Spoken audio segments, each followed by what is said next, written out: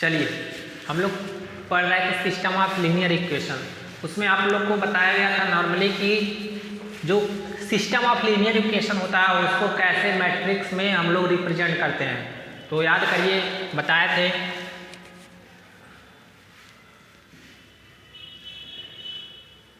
System of linear equation. देखिए हम बताए थे ना कि कोई सिस्टम है एन वेरिएबल का ऐसे लिखा जाएगा A1 n x n equal to B1 या यहाँ Y1 ले लीजिए, जो भी मन करे आप Y1 A21 x1 प्लस। अभी देखिए वही सिस्टम ऑफ इक्वेशन हम लोग अभी पढ़ेंगे दो टाइप के, होमोजेनियस और नॉन होमोजेनियस। तो इसी से आप लोग को सब समझ में आ जाएगा। A1 A22 x2 plus dot dot A2n xn equal to Y2 A31 x1 A32 x2 plus dot dot dot A3n xn equal to Y3। ऐसे AM1 x1 plus AM2 x2 plus dot dot dot AMN xn yn। ठीक है, देखिएगा ध्यान से। इसको हम लोग matrix representation में कैसे लिखे थे याद करिए। पहले इसको एक मैट्रिक्स बनाए थे, क्या लिखे थे A11 A12 dot dot A1n A21 A22 dot dot A2n A31 A32 dot dot A3n AM1 AM2 dot dot AMN। ये जो मैट्रिक्स है वो m क्रॉस n, इसमें कितने रोज हैं m रोज हैं और कितने कॉलम है n कॉलम है। x1 x2 x3 xn और कितने अननोन वेरिएबल है, कितने अननोन क्वांटिटी। देखिए जो x1 x2 x3 ये सब क्या है अननोन वेरिएबल है। कितने हैं n है। ध्यान से जितने कॉलम्स होते हैं, जितने नंबर ऑफ कॉलम्स होते हैं उतने ही अननोन वेरिएबल होते हैं। ध्यान से आप लोग y1 y2 dot dot yn। अच्छा हम बताए थे ये सिस्टम तो हम लोग कोई भी अगर जो लीनियर सिस्टम दिया है ये, इसको हम लोग मैट्रिक्स रिप्रेजेंटेशन में इस फॉर्म में लिखते हैं। ठीक है, इसको शॉर्ट हैंड में ऐसे लिख सकते हैं AX इक्वल टू वाई। ए क्या है ये पूरा मैट्रिक्स है, x क्या है ये n अननोन वेरिएबल है और y क्या है। ठीक है, ये y1 y2 अलग अलग लिखने की जरूरत नहीं, बस बता दे रहा हूँ, आप लोग समझ लीजिए। अब बात आती है कि इस चैप्टर में हम लोग को दो टाइप के इक्वेशंस पढ़ने, दो टाइप के सिस्टम ऑफ इक्वेशन। पहला homogeneous system of linear equation, क्या homogeneous system of linear equation, और दूसरा non homogeneous system of equation. देखिएगा पहला homogeneous system of linear equation, दूसरा non homogeneous system of linear equation. तो हम बताए थे कि जिस सिस्टम ऑफ इक्वेशन में राइट हैंड साइड में सारे टर्म क्या है जीरो आए, क्या है जीरो आए। देखिएगा ध्यान से यहाँ अगर जो सारे राइट हैंड साइड में जीरो आए तो इससे क्या बोलते हैं homogeneous system of linear equation.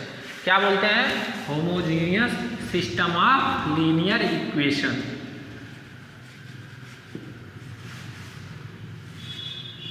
ठीक है, तो ये जो मैट्रिक्स रिप्रेजेंटेशन हुआ वो क्या हुआ AX इक्वल टू O आप लोग मत पढ़िएगा, जीरो पढ़िएगा। अब जहां देखिएगा ध्यान से ये यहां लिख लीजिएगा heading homogeneous system of linear equation. Homogeneous system of linear equation. ठीक है, अब हम लोग को पहले जो भी पढ़ना है वो homogeneous system of linear equation पढ़ना है, उसके बाद में आपको नॉन होमोजीनियस पढ़ना है। क्या पढ़ना है? Non homogeneous. नॉन होमोजीनियस में ये जो सारे राइट साइड के टर्म होंगे वो जीरो नहीं होंगे, होमोजीनियस में ये सारे टर्म क्या हो जाते हैं? जीरो हो जाते हैं। तो इसमें दो ही टाइप के क्वेश्चंस आते हैं, होमोजीनियस और नॉन होमोजीनियस। जो भी क्वेश्चंस आएंगे या आए हैं वो ज़्यादा नॉन होमोजीनियस से पूछे गए हैं, होमोजीनियस भी पूछे गए हैं। जब होमोजीनियस पता ही नहीं रहेगा तो नॉन होमोजीनियस कैसे लगाएंगे, इसीलिए पहले होमोजीनियस हम लोग पढ़ते हैं, फिर नॉन होमोजीनियस, उसके बाद चैप्टर खत्म। बहुत छोटा चैप्टर है और 10 नंबर उठाएगा इससे। ठीक है, बहुत ही अच्छा टॉप लिख लीजिए, homogeneous system of linear equation, ये रिप्रेजेंटेशन है। यहाँ तो आप लोग चाहते हैं ए जो है, देखिएगा ए जो है ये मैट्रिक्स है और एक्स एन अननोन वेरिएबल है और जीरो ये है, 0 0। इसको लिख लीजिए इतना, फिर हम आगे बढ़ते हैं। कुछ चीज़ें बताते हैं, फिर हम लोग क्वेश्चन करते हैं एक्सरसाइज के। बहुत ही आसान चैप्टर है, ये 2 चैप्टर बहुत ईजी है और इनका क्वेश्चन हम लोग को एग्जाम में अच्छे से करना है। यही 2 चैप्टर जो है नंबर गेनिंग है, यहीं से बच्चे इसमें पास होते हैं, तो इसको गलत नहीं करना। देखिए रैंक निकलवाए थे आप लोग को, ध्यान होगा कैसे मैट्रिक्स का रैंक, यहाँ भी सेम रैंक निकालेंगे क्वेश्चन कर लेंगे, रैंक नहीं निकाल पाएंगे क्वेश्चन नहीं कर पाएंगे। रैंक निकालना बहुत, इसीलिए हम आप लोग को एक लेक्चर में खाली रैंक निकलवाना सिखाए थे। क्यों? क्योंकि रैंक ही मेन है, इसमें रैंक निकालेंगे तभी क्वेश्चन कर पाएंगे, रैंक नहीं निकाल पाएंगे नहीं क्वेश्चन कर पाएंगे। इसको लिख लीजिए। फिर हम कुछ नोट्स लिखा रहे हैं,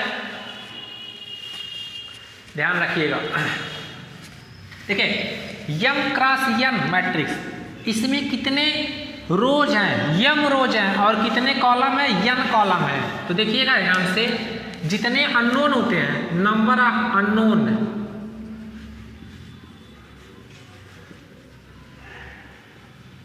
नंबर ऑफ अननोन, वो ये क्या है? यन है। ठीक है, इसी को बोलते हैं equal to number of column.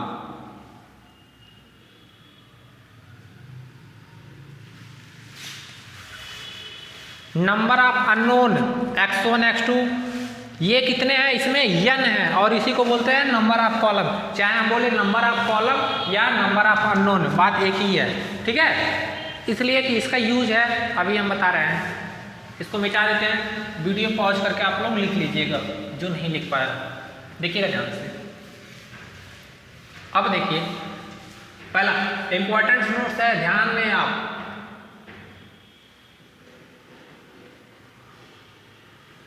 Suppose कर लीजिए कोई linear system of equation n variable का है। कितने वेरिएबल का? n वेरिएबल, जिसमें n अननोन है। तो मैट्रिक्स क्या बनेगा? m cross n।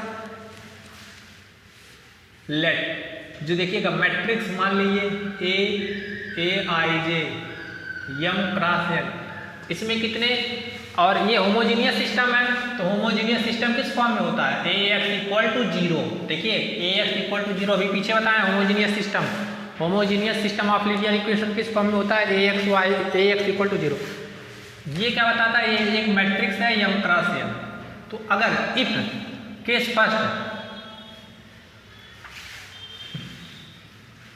इफ अगर जो इस मैट्रिक्स का रैंक, देखिएगा कोई भी मैट्रिक्स है, इस मैट्रिक्स का rank equal to number of unknown हो जाए। देखिएगा नंबर ऑफ अननोन मतलब n, number of unknown, number of unknown मतलब n। तो ये डायरेक्ट इंप्लाई करेगा ये जो होमोजीनियस सिस्टम है, गिवन होमोजीनियस, देखिए जो given homogeneous, then given homo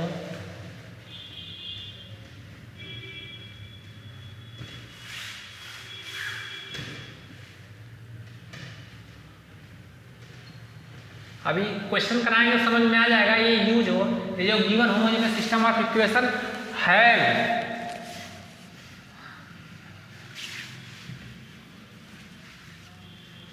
given then given homogeneous system of equation has unique solution, unique solution, और यूनिक के साथ साथ कैसा होगा? जीरो, या इसी को जीरो बोलते हैं। मतलब सीधी सीधी बात है, कोई भी सिस्टम ऑफ इक्वेशन अगर जो होमोजीनियस का दिया है मैट्रिक्स बनाएंगे, उसका रैंक चेक कर लेंगे। अगर जो उस मैट्रिक्स का रैंक जितने अननोन है या इसी को बोलते हैं unknown equal to number of column, देखिएगा उस मैट्रिक्स में जितने कॉलम है इक्वल आता है, तो उस केस में जो given homogeneous system of equation has unique solution. कैसा सोल्यूशन? Unique solution. और कैसा सोल्यूशन? जीरो। मतलब जो अननोन होंगे x1 x2 x3 उनके पास एक ही सोल्यूशन मिलेगा और सारे क्या होंगे? Zero direct. ठीक है। अब देखिए second case, if rank of उस मैट्रिक्स का रैंक लेस हो, मतलब कम हो नंबर ऑफ अननोन से, नंबर ऑफ अननोन। ठीक है। उस केस में गिवन सिस्टम, कौन सा system? Homogeneous. Given system x0 has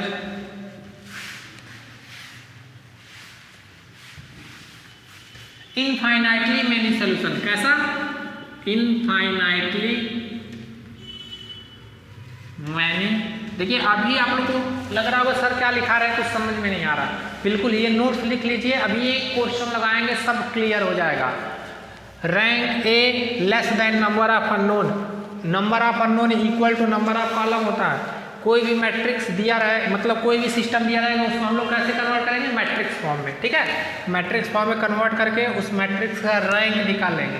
rank निकालने के लिए बताए थे आप लोग को एक्लॉन फॉर्म में रिड्यूस करने के लिए। ठीक है। और सिंपल एक दो ट्रिक बताए थे, 2x2 मैट्रिक्स या 3x3 के कैसे निकालते हैं, लेकिन सभी जगह हम लोग रिड्यूस एक्लॉन फॉर्म ही यूज करेंगे ताकि उससे हम लोग आसानी से कर सकें। तो given system has infinitely many solution. और देखिए जो number of linearly independent solution होता है, number of linearly independent solution होता है वो होता है n माइनस रैंक ऑफ ए। क्या होता है? n क्या है? Number of unknown. n क्या है? Number of unknown. यहां लिख लीजिएगा n नंबर ऑफ अननोन। देखिए या नंबर ऑफ कॉलम, इसी को बोलते हैं number of column.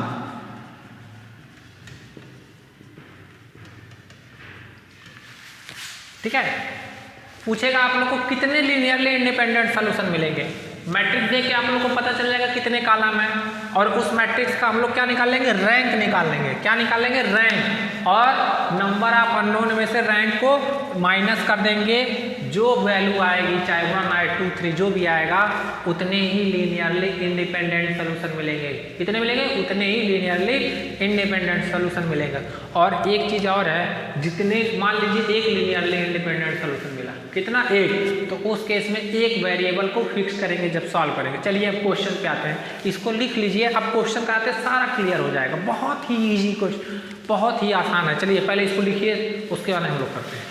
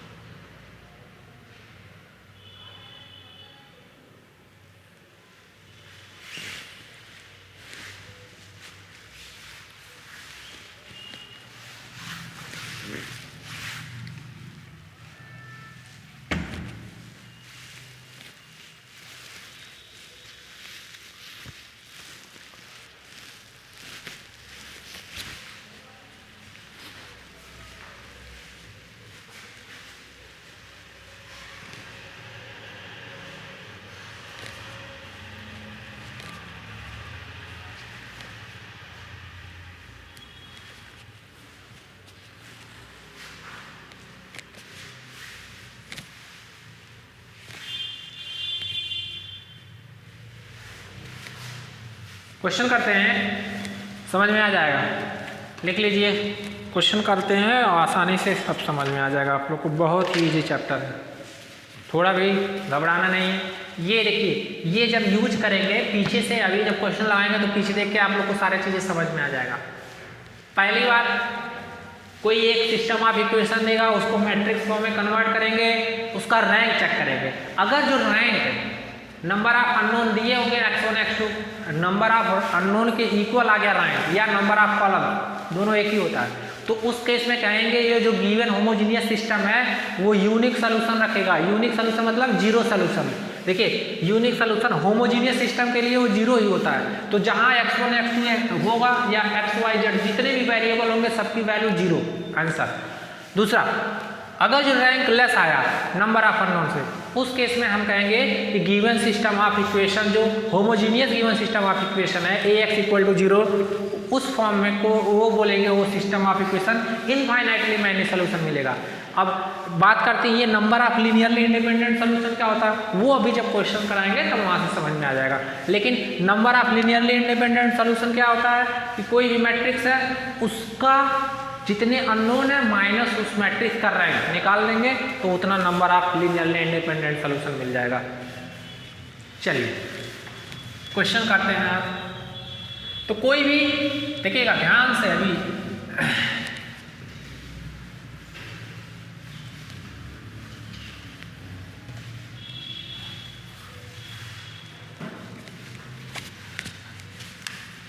System of linear equation, एक सिस्टम ऑफ लीनियर इक्वेशन कितने तरह के होते हैं? दो टाइप के। पहला होमोजीनियस, क्या होता है? Ax = b, और यहां b की वैल्यू क्या होती है? 0। दूसरा नॉन होमोजीनियस। देखिए b जो है, चाहे वहां यूज y कहेंगे सर पहले आप y यूज कर रहे हैं, बिल्कुल y जो भी यूज करिए, इधर सारे कांस्टेंट रहेंगे, हम b यूज कर ले रहे हैं, ठीक है। नॉन होमोजेनियस में आप y भी यूज कर सकते हैं। लीजिए, मेन हमको इससे मतलब है।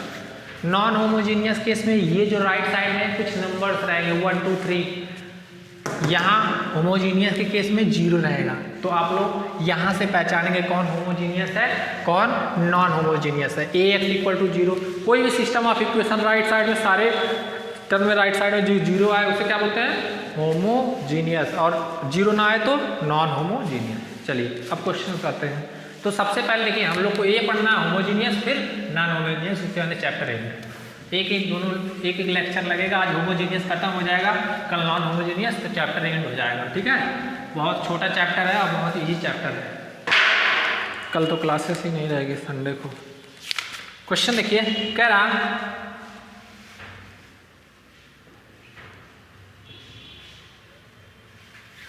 एक क्वेश्चन लगाएंगे, सब कुछ समझ में आ जाएगा आप लोग को। कह रहा solve the system of equation,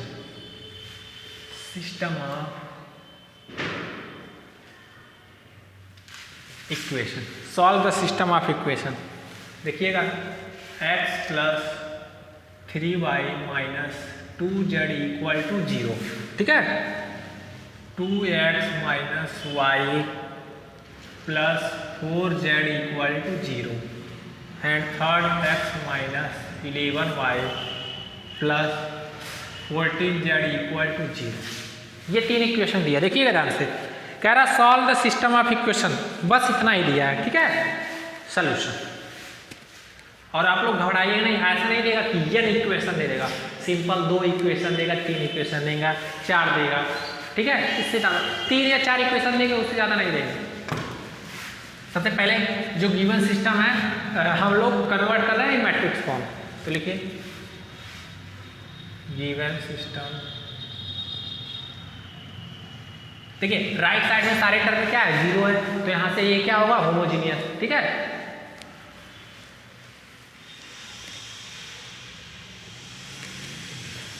given system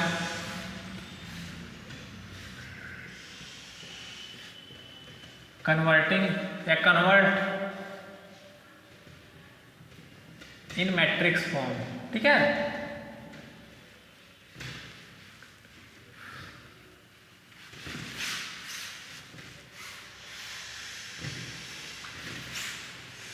अब मैट्रिक्स फॉर्म में कन्वर्ट करने के लिए कैसे लिखेंगे? पहला वाला यहाँ 1, यहाँ 3, यहाँ -2, यहाँ 2, यहाँ -1, यहाँ 4, यहाँ 1, यहाँ -11, यहाँ 14, ठीक है। बस हो गया।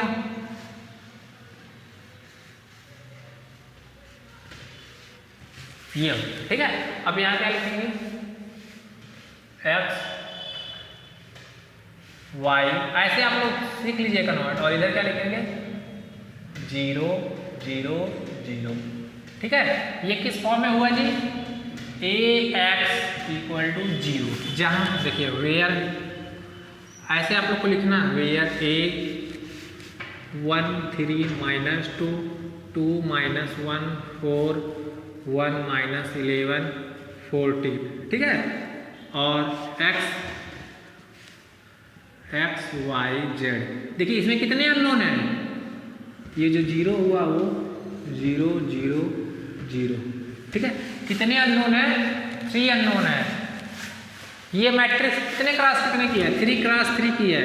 इसमें 3 अननोन है, या 3 कॉलम से 3 रो है, ठीक है। ध्यान से अब आप लोग को सबसे पहले इस मैट्रिक्स को एक्लॉन फॉर्म में रिड्यूस करना है। किस फॉर्म में? एक्लॉन फॉर्म। मतलब हम लोग कोशिश करेंगे, देखिए जरूरी नहीं सारी मैट्रिक्स एक्लॉन फॉर्म में रिड्यूस हो, बट हम लोग कोशिश करेंगे कि जो ये प्रिंसिपल डायगोनल है उसके ये जो नीचे के एलिमेंट्स हैं उनको ज़्यादा से ज़्यादा सबको 0 करने के, ठीक है।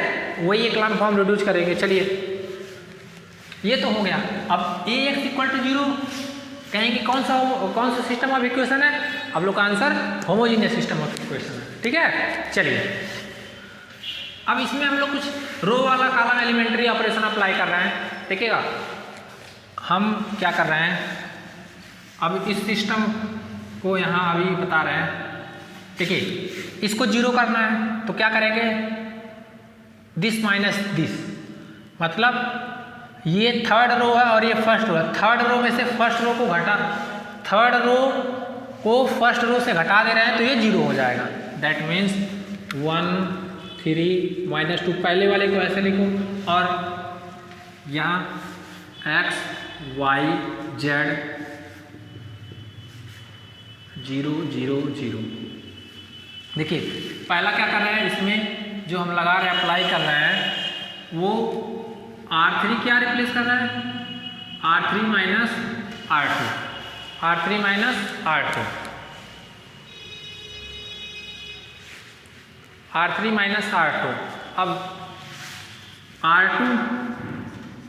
R2 किससे रिप्लेस कर रहा है? देखिए यहाँ 2 है और यहाँ 1 है, 0 करना है। अगर जो इसमें 2 से मल्टीप्लाई करे फिर इससे घटा दें, दैट मीन्स इसमें हम करेंगे R2 minus 2R1, R2 minus इसमें 2 से मल्टीप्लाई करके सब्सट्रैक्ट करना है, ठीक है। ये ऑपरेशन परफॉर्म कर रहे हैं हम लोग। तो मिले क्या गया? देखिए 2 - 2 0, अब -1 और -1 और 3 से मल्टी, तो देखिएगा ध्यान से, ये पहले R2 वाला अप्लाई करना है। -1 और 3 2 6, -6, तो ये क्या होगा? -7। अब देखिए 4 + 8, देखिएगा 2 4 और 2 2 4, ये 4 + 8, 4 + 4 होगा, 4 + 4 ये क्या आ जाएगा? 8। अब 1 - 1 0, -11 -14 हुआ, ठीक है। और माइनस ये क्या हो जाएगा? 16, नहीं ये +16 होगा, 14 - 2 तो 16। चलिए इतना लिखिए, इतना लिखिए, तब हम इतना लिखिए आप लोग।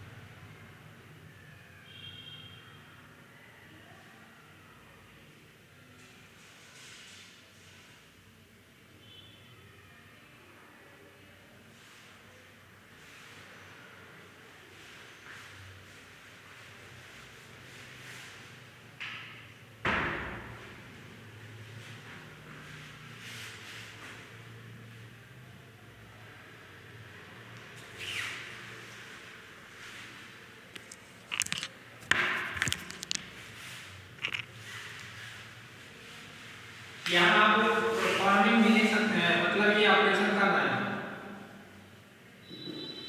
ठीक है।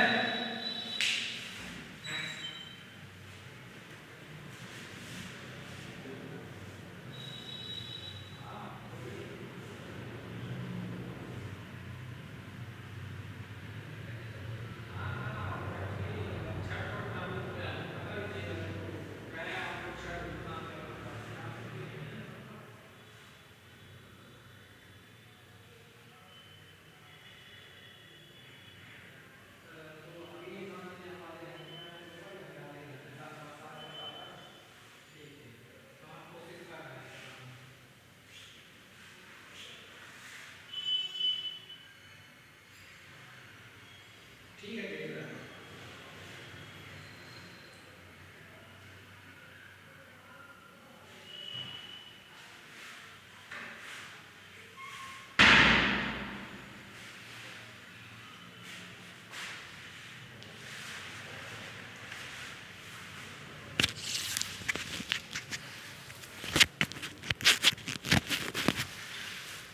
ये सब आप लोग को बताया गया था कि कैसे एलिमेंट्री रो ऑपरेशन कैसे एक्लान फॉर्म में रिड्यूस करेंगे, सारी चीज़ें पहले बता चुके थे, इसीलिए बोले थे वो सारी चीज़ें यूज होगी यहाँ।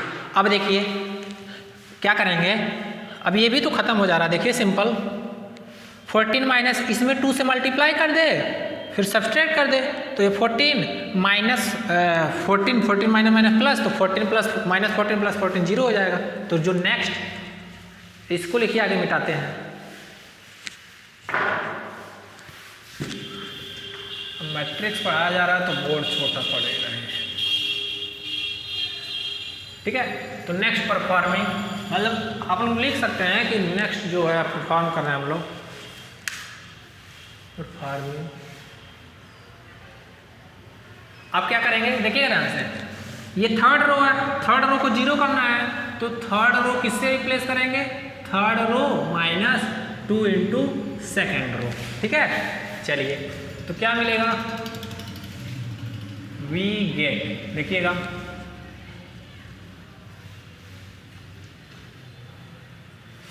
क्या मिलेगा जी, 1 3 माइनस 2 0 माइनस 7 8 0 माइनस 14, सॉरी अब परफॉर्म करके यहाँ तो 14 प्लस 14, ये माइनस 14 प्लस 14 जीरो, 16 माइनस 16 ये जीरो हो गया कि नहीं। देखिए प्रिंसिपल डायगोनल के नीचे वाले सारे एलिमेंट्स क्या है, जीरो आ गए, तो ये एक्लान फॉर्म में रिड्यूस हुआ, और यहाँ क्या होगा एक्स वाई जेड, ठीक है, और ये 0 0 0। देखिए ठीक है। अब बात करते हैं, ये मैट्रिक्स है और ये एक्स है, होमोजेनियस सिस्टम है, तो यहां से देखिए simple clearly rank of this matrix क्या होगा, रैंक ऑफ ये जो मैट्रिक्स है कितना होगा। देखिए कह रहे थे कि कोई भी मैट्रिक्स एक्लान फॉर्म में रिड्यूस हो जाता है तो जिसमें उतने नॉन जीरो रो जितने होते हैं वही उसका रैंक हो जाता है। तो ये तो जीरो रो है, तो नॉन जीरो क्या बचा, पहला 2, तो 2 नॉन जीरो रो है, तो इस मैट्रिक्स का रैंक क्या हो गया 2। और इस मैट्रिक्स में कितने अननोन है, number of unknown, number of unknown क्या होगा 3, वही n है, number of unknown equal to 3। देखिए रैंक नंबर ऑफ अननोन से क्या आ रहा है, लेस आ रहा है ना। देखिए नंबर ऑफ अननोन 3 है, या नंबर ऑफ कॉलम, और रैंक क्या 2, तो पीछे अभी लिखवाए नोट्स में।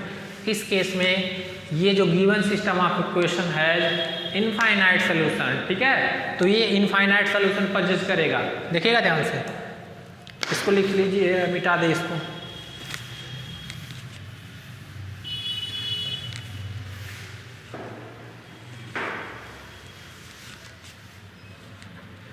अच्छा अब क्या करिए, ये number of unknown n equal to 3, तो number of linearly independent solution क्या होगा, number of linearly independent solution is क्या होता है n minus rank of A, तो n क्या है 3 है, रैंक क्या है 2 है, तो number of linearly independent solution कितना मिले 1। चलिए अभी इसका यूज होगा, बताएंगे क्यों नहीं। अब देखिए यहाँ से मल्टीप्लाई करिए, फिर इसको अब रूढ़ी हो गया ना, तब इसको सिस्टम भी बदलिए, तो क्या होगा x + 3y - 2z = 0 equation first. अब देखिए इसको यहाँ 0, ये क्या मिलेगा -7y + 8z = 0 इक्वेशन, और तो थर्ड। अच्छा बताइए 2 इक्वेशन 3 वेरिएबल कैसे सॉल्व करेंगे? तो जितने number of linearly independent solution होते हैं 1 आया तो इसमें एक वेरिएबल आपको फिक्स करना है, अगर जो 2 आता तो 2 वेरिएबल फिक्स करना पड़ता। यहाँ number of linearly independent solution है तो एक वेरिएबल आपको फिक्स करना है। क्यों? 2 इक्वेशन है, 3 वेरिएबल निकल नहीं पाएगा, इसीलिए एक वेरिएबल को फिक्स करते हैं। हम क्या कर रहे हैं, जेड को फिक्स कर देना है। वी फिक्स्ड वेरिएबल जेड, मतलब वेरिएबल जेड को हम लोग फिक्स कर दे रहे हैं, ठीक है। तो यहाँ से y की वैल्यू क्या होगा जी 7y = 8z, तो y की वैल्यू क्या होगी 8/7z। चलो अब y की वैल्यू इसमें रख दो x में, पहले वाले में, तो x बराबर क्या होगा 2z - 3y, तो y की वैल्यू रख दो 2z - 3, तो ये क्या होगा 8 3 24 z/7, तो क्या होगा x बराबर देखिए 7 2 14, 14 में से 10 गया तो ये -10/7z। ये x की वैल्यू निकल गया, ये y की वैल्यू। अब देखिए x y z हम बताए थे कि ये system of equation infinitely manual solution होगा। बिल्कुल z की वैल्यू 1 रखिए, उसके लिए x अलग मिलेगा, y अलग मिलेगा, z की वैल्यू 2। ये सोल्यूशन किस पे डिपेंड कर रहा है, z पे। अब z की जितनी भी वैल्यू होगी उतने सोल्यूशन, तो z की इनफाइनाइट वैल्यू होगी, क्यों z तो रियल नंबर है, तो यहाँ से ये सिस्टम इनफाइनाइटली मैन्युअल सोल्यूशन मिला, ठीक है। ये इसका सोल्यूशन क्या हुआ x बराबर -10/7z, y बराबर 8/7z। अब इसको कैसे लिखेंगे, जनरली देखिएगा ऐसे, मान लीजिए हम लोग को x का x चाहिए, x क्या होता है x y z। चलिए तो x की वैल्यू क्या है यहाँ -10/7z, और y की वैल्यू क्या है 8/7z, और यहाँ क्या मिलेगा z को z, ठीक है।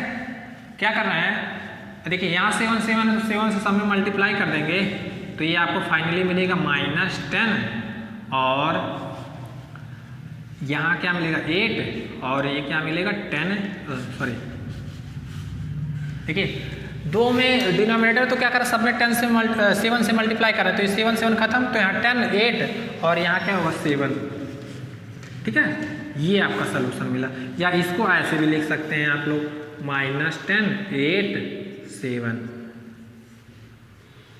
देखिए number of linearly independent solution कितने थे 1 थे, तो यही एक आया।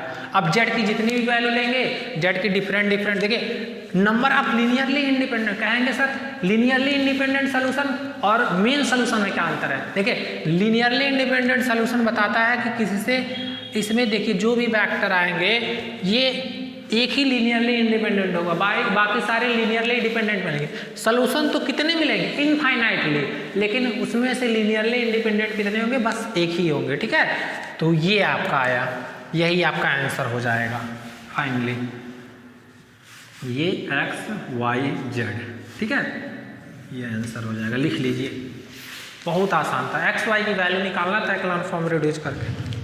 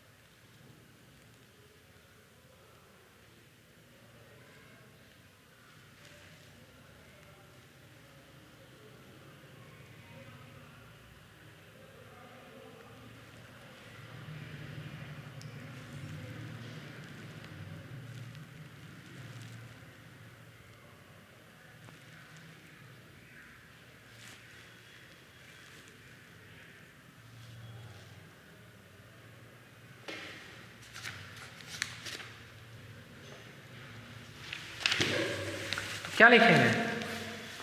हो गया? इसको आप लोग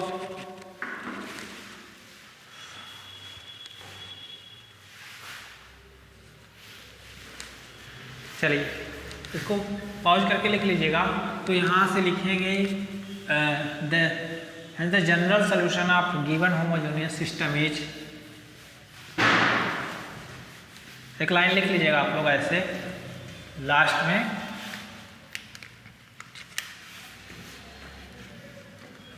hence the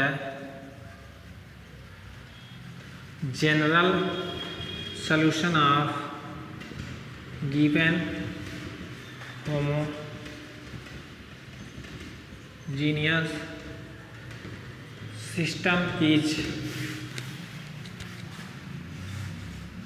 x y z equal to क्या मिला? -10 8 7 z, वेयर देखिए z फिक्स्ड था ना, where z is parameter. Parameter मतलब कांस्टेंट बदलता रहेगा वैल्यू इसके 1 2 3 4। ठीक है, नेक्स्ट क्वेश्चन लिख लीजिएगा। नेक्स्ट क्वेश्चन करते हैं, चलिए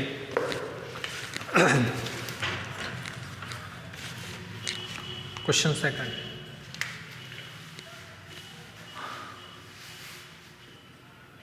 से बहुत ही आसान है। कह रहा solve the system of equation, solve the system of equation. देखिए सिस्टम ऑफ इक्वेशन क्या दिया है, x plus Y minus Z plus T equal to 0, एक इक्वेशन दिया है। x minus Y plus 2z minus T equal to 0, second, और ये दिया है 3x plus Y plus T equal to 0। ठीक है, चलो ये लिख लीजिए, इसको मिटा देते हैं।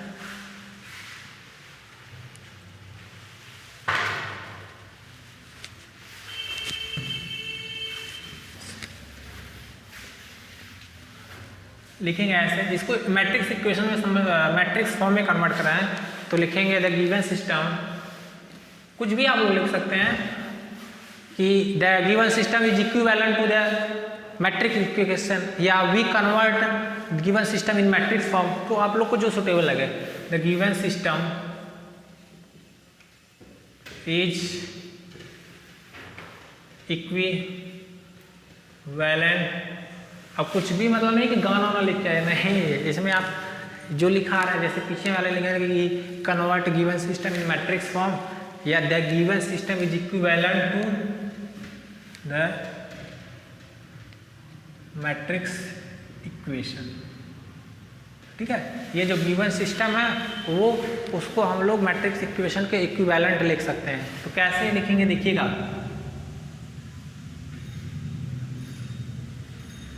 क्या लिखेंगे, 1 1 -1 1। ठीक है, अब क्या होगा, 1 -1 2 -1, ये क्या होगा 3 1, देखिए जेड वाला टर्म 0 तो यहाँ 0 और यहाँ क्या होगा 1, ध्यान से। अब यहाँ क्या लिखेंगे, x y z t, देखिए कितने वेरिएबल है, 4 वेरिएबल है इसमें, और ये क्या होगा 0 0 0। ठीक है, अब ये किसमें कन्वर्ट हो गया, ax इक्वल टू 0, मैट्रिक्स क्या है दिस मैट्रिक्स, और x इसमें कितने वेरिएबल है 4 वेरिएबल, तो इस मैट्रिक्स जो मैट्रिक्स कितने क्रॉस का होगा 3 क्रॉस 4 का। ठीक है, चलिए फिर वही करेंगे परफॉर्मिंग, इसको हम लोग क्या करेंगे, एक्लॉन फॉर्म में रिड्यूस करेंगे। परफॉर्मिंग, देखिए इसको करेंगे तो फर्स्ट वाले से R3 है ना, तो अगर जो दिस -3 इंटू फर्स्ट, मतलब R3 को रिप्लेस करें, R3 -3 R1, तो ये वाला 0 हो जाएगा। तो R3 को रिप्लेस करना है R3 minus 3R1 and R2 को सिंपल रिप्लेस कर देना है, R2 minus R1 we get. देखिए हमें क्या मिलता है, ये इक्विवेलेंट का सिंबल है 1, पहला वाला जो है ऐसे लिख दीजिए सेम एट इज इट। अब ये 1 1 क्या होगा 0, -1 -1 -2, 2 प्लस देखिएगा 2 + 1 3, -1 -1 -2, 3 - 3 0, 1 -3 -2 0 -3 +3 देखिएगा और 3 - 3 तो -2। देखिए ये सेम आ गया ना, और ये ऐसे रहेगा x y z t।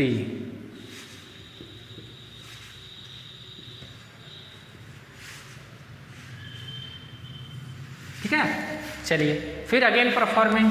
अब क्या करेंगे, देखिए second row third row same है ना, तो third row again performing R3 को क्या रिप्लेस कर देंगे, R3 माइनस R2। ठीक है,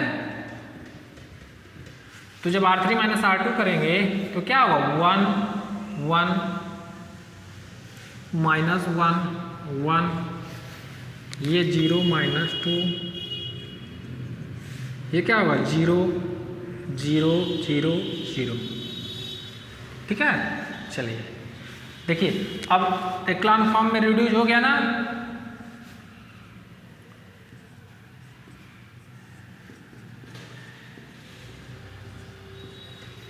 अब ये मैट्रिक्स है, देखिएगा ये एक्लॉन फॉर्म में रिड्यूस होगा, इसको लिखिए आगे तब बताते हैं।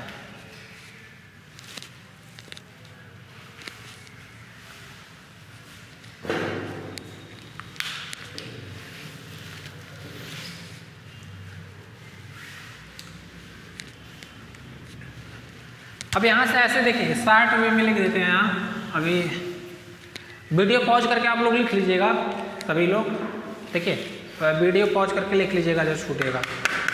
अब क्या करेंगे, यहाँ देखिए इसके बाद यहाँ ये जो लिखिएगा clearly rank of this matrix क्या होगा, रैंक ऑफ ए, ये मैट्रिक्स ए है, इस मैट्रिक्स का रैंक क्या होगा जी। देखिए एक्लॉन फॉर्म में रिड्यूस कितने नॉन जीरो है, 2 नॉन जीरो, तो इस मैट्रिक्स का रैंक 2। और नंबर ऑफ अननोन कितने हैं, या ना वही नंबर ऑफ कॉलम, ये कितने हैं 4 है। देखिए 1 2 3 4, तो number of linearly independent solution कितने मिलेंगे, नंबर ऑफ, पहले नंबर देखो रैंक क्या है, नंबर ऑफ अननोन से कम है, तो कितने solution, infinite many solution, given system poses infinite many solution, लेकिन कितने लीनियरली इंडिपेंडेंट होंगे, तो नंबर ऑफ अननोन, देखिए सॉल्यूशन तो इनफाइनाइट मिलेंगे, लेकिन कितने लीनियरली इंडिपेंडेंट होते हैं, वो number of unknown minus rank, तो 4 - 2 इनफाइनाइट सॉल्यूशन मिलेंगे, लेकिन उसमें से 2 लीनियरली इंडिपेंडेंट रहेंगे। तो given system poses infinite solution.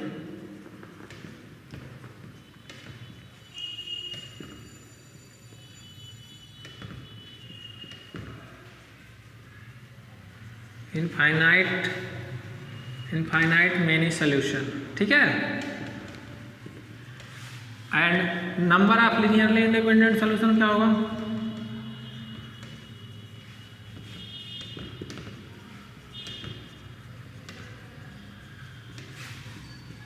Number of linearly independent solution कितने होंगे, 4 - 2 2, ये लिख लीजिए इतना। फिर अब वीडियो पॉज करके लिख लीजिएगा।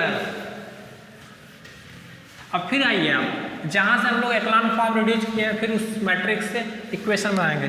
तो देखिएगा x, ये इसका मल्टीप्लाई इसमें, सेकंड का इसमें, x ये जो पहला इक्वेशन देखिए x × 1 x, y × 1 y, देखिए -1 है ना, तो -z + t, इक्वेशन फर्स्ट। अब दूसरा देखिए, दूसरा वाला क्या मिलेगा, x तो 0 हो जाएगा, -2y + 3z - 2t = 0, ठीक है। इक्वेशन, 2 इक्वेशन, कितने वेरिएबल, 4 अननोन। तो अब देखिए कितने number of linearly independent solution मिले, 2, तो इसमें 2 वेरिएबल को फिक्स करना है। हम तो जेड और टी को फिक्स कर दे रहे हैं, fixed Z and T, fixed Z and T, Z और टी को फिक्स कर दे रहे हैं, तो 2y इक्वल टू क्या मिलेगा 3z माइनस 2t, तो y equal to 3/2z minus 2t। ठीक है, वीडियो पॉज करके आप लोग लिख लीजिएगा। देखिए जो लिखे थे उसके बाद ये, उसके बाद में ये। अब y की वैल्यू मिल गई, दो लीनियरली इंडिपेंडेंट सॉल्यूशन, इसीलिए दो वेरिएबल फिक्स करना है, तो हम दो वेरिएबल फिक्स कर दिए z एंड t। तो यहाँ से y की वैल्यू निकालेंगे, तो देखिए y को उधर भेजे हैं और इसको इधर है, तो फिर 2 से डिवाइड कर दिए, तो ये आपका मिल जाएगा। ठीक है, अब चलो, अब y की वैल्यू फर्स्ट वाले में रख दो, तो हमको x की वैल्यू निकालना है। ठीक है, तो y बराबर क्या रखें 3/2z माइनस टी, और यहाँ देखिए plus T minus T cancel, तो x बराबर ये क्या होगा 3z minus 2z/2 equal to 0। तो x बराबर देखिए 3z में से 2z गया 1z, तो माइनस हाफ z। ठीक है, अब जो सॉल्यूशन मिला, हेंस जनरल सॉल्यूशन,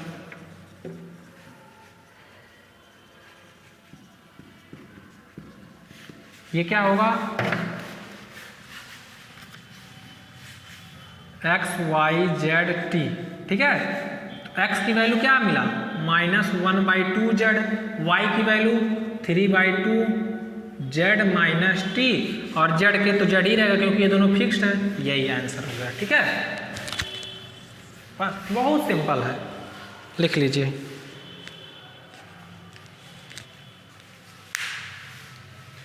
चलिए वीडियो पॉज करके लिख लीजिएगा।